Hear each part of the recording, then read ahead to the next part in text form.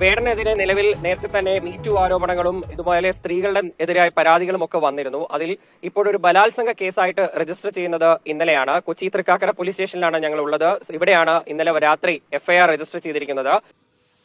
ഇതിന്റെ ഒരു കുറവും കൂടി ഉണ്ടായിരുന്നു വേടന്. മീറ്റു ആരോപണം അതൊന്നും ഇപ്പൊ നമ്മുടെ നാട്ടിലൊന്നും ആദ്യമായിട്ടൊന്നല്ലല്ലോ. ഇതുപോലത്തെ ആളുകൾക്കെതിരെ ഇതിന് മുമ്പ് ഉണ്ടായിട്ടുണ്ട്. അനീറോസ് ബോച്ചേനെ മീറ്റു ആരോപിച്ച പോലെ ആവാതിരുന്നാൽ മതി. ഇതൊക്കെ സ്ഥിരം ആരോപണങ്ങൾ പോലെ തന്നെയാണ് ഈ ഒരു ആരോപണം. ഈ ഒരു വാർത്തയിലെ ചില കാര്യങ്ങളിൽ നമ്മൾ ശ്രദ്ധിക്കേണ്ട വേണം. ഒരു യുവ ഡോക്ടറുടെ പരാതിയിലാണ് അവരെ കൊടുത്ത മൊഴിയുടെ അടിസ്ഥാനത്തിലാണ് പോലീസ് എഫ്ഐആർ ഇട്ടിരിക്കുന്നത്. ഇത് പ്രകാരം ഈ യുവ ഡോക്ടറും വേടനും തമ്മിൽ ഇൻസ്റ്റഗ്രാമിലൂടെ 2020-21 കാലഘട്ടത്തിൽ പരിചയപ്പെട്ടതാണ്.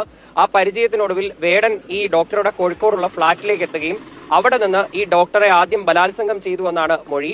ആ ബലാത്സംഗത്തിന് ശേഷം വേടൻ ഇവരെ വിവാഹം കഴിക്കാമെന്ന് വാഗ്ദാനം ചെയ്തു. പിന്നീട് 2020-21 കാലഘട്ടങ്ങളിലെ ബലാത്സംഗം, ഈ ബലാത്സംഗം ചെയ്ത ആള് കെട്ടിക്കോളാന്ന് പറയുമ്പോൾ കേറിയോട് സമ്മതിക്കുകയാണോ എനിക്ക് മനസ്സിലാവണില്ല.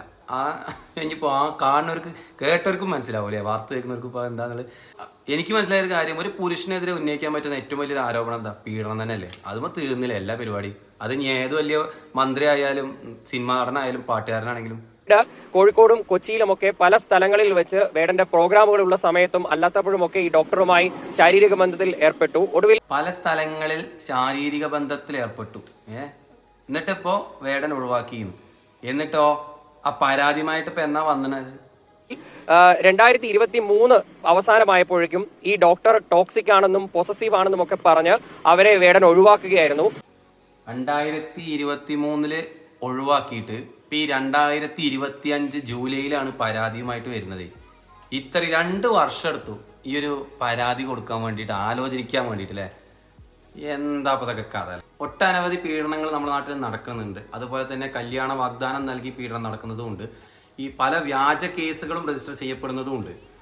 അതുകൊണ്ട് തന്നെ ഈ ഒരു കേസിന്റെ സത്യാവസ്ഥ പോലീസ് എന്തായാലും തെളിയിക്കുമല്ലോ. നീതി നടപ്പിലാക്കട്ടെ. ആരുടെ ഭാഗത്താണെങ്കിലും അവർക്ക് നീതി കിട്ടണം, അത്രേ ഉള്ളൂ.